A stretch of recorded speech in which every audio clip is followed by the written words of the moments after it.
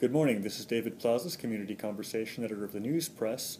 We're here on June 8th with Chris Berardi, who is a candidate for the Florida House of Representatives. We also have with us editorial board member alumni Michelle Doherty and also Larry Barton. And today we're going to be talking about Mr. Berardi's campaign, why he's running, and some of his priorities.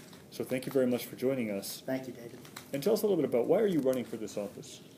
Very simply, I'm running because I believe that we need to send the right people to Tallahassee. We need to have somebody that has real-world business experience, somebody with local government experience. I think that's also important, and a record of community involvement and a vision for the state of Florida.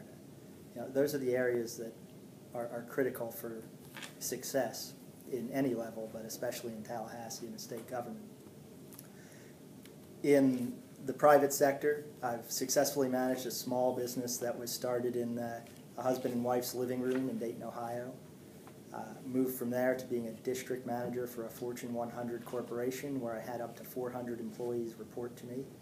Done everything from profit and loss statements to hiring and firing, and managed every sector of that business, that district.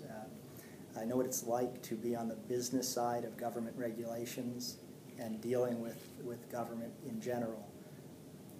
On the local government side, I think it's important because it establishes a voting record and a record of results and more than rhetoric, more than just saying you're going to do something. It can prove that you actually stand by your commitments and have done something.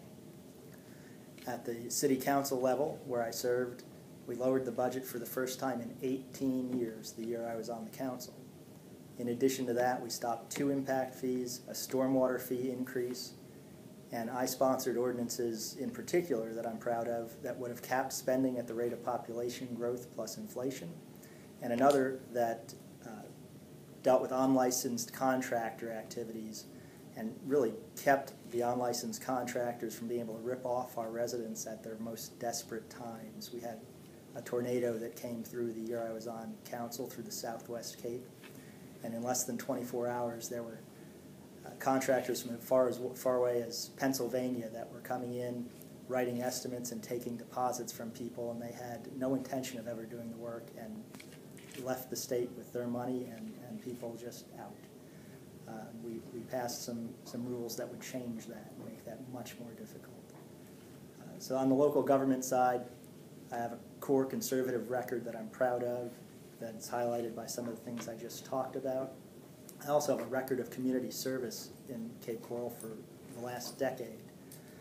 Everything from being a deacon at Faith Presbyterian Church to being involved with the Chamber of Commerce and serving on several committees for them, serving as in several different capacities for the Realtors Association, including being their president-elect for next year, and several different charities through the city, community foundation events, and many other different things. So that level of community involvement is very important, especially looking at it over the last several years, because our economy has been so bad and people have suffered so much here in our area that it's important to be able to focus on what is going to make them whole again and make them successful again, and you can't do that without being part of the community. And finally, it's a vision for Florida. It's knowing the direction you want to go. Everyone knows that jobs are the key to moving Florida ahead, but how do you get there? Government doesn't create jobs, so we can't say we're going to create jobs. What we need to do is reduce regulations that are strangling business growth and couple that with a lower business tax rate so that jobs can be created, businesses can come into the state, and current businesses can expand and we can put people back to work. We also need to focus on insurance. One of the biggest issues I hear going door to door in our community is property insurance is just killing people. Mortgage payments are hard enough to make when you're struggling to make a living, but couple that with insurance rates that are going through the roof and carriers that are dropping people. That creates Citizens Property Insurance being our largest carrier in Southwest Florida. We have to move that back to being Citizens being the last resort instead of the resort that everybody has to turn to in our community. We do that by increasing competition, interstate, eliminating shell corporations, and dealing with the reinsurance issue in the state. We also have to fix auto, workers' comp, and health insurance fraud that's just taking billions of dollars out of the system and again, hurting our residents. The final issue is schools. We need to improve our education here in Florida so that we can have a truly world-class school system, as is talked about. Our kids are our future here, especially when it comes to building up the state, being prepared for the wave of people that are coming in the future. It makes no sense to look at FCAT scores and say, wow, the kids didn't do well, let's lower the standards. It makes more sense to figure out what the problem is, and the problem is a bureaucracy in Tallahassee that tries to make everything one size fits all. When we have 67 independently elected school boards around the state, they should be making the decisions for their communities. Local control is the best control for our schools. And we need to remove the strings that go with the money that comes from Tallahassee and, for that matter, the federal government, so that our local communities have more of a say. Finally, I'm running not because I want to be somebody, but because I want to do something to get the state going again, get our area back moving in the right direction. I've seen the firsthand suffering of our community over the last several years. I believe that our best days are ahead, that we're just coming out of the recession that we've been in here locally. We've seen property values start to increase a bit, especially in Cape Coral, Matlacha. And we need to make sure that we continue to move ahead, to be on the right track, and to keep government as limited as we can. If elected, you have that local perspective as a former city council member of Cape Coral. What we've heard when we've talked to the Florida League of Cities and also the Florida Association of Counties is that the state directs or approves too many unfunded mandates. Absolutely. That they harm local communities, whether it's in fertilizer ordinances, septic inspections, or any other kinds of issues regarding regulatory issues. We hear it from the school system. What are some of the things you could do as a legislature? Where would you be to try to address those situations? And do you, from your perspective, are there actually unfunded mandates? Oh, absolutely. There are unfunded mandates. I mean, in pretty much every aspect of local governments, you see it: school board, cities, counties. It's easy sometimes for the state of Florida to decide, well, we didn't raise your taxes and we still balanced our budget. True, technically, but by doing that, how many unfunded mandates did they pass along to the local communities to be able to make that soundbite? And many times that's what it is.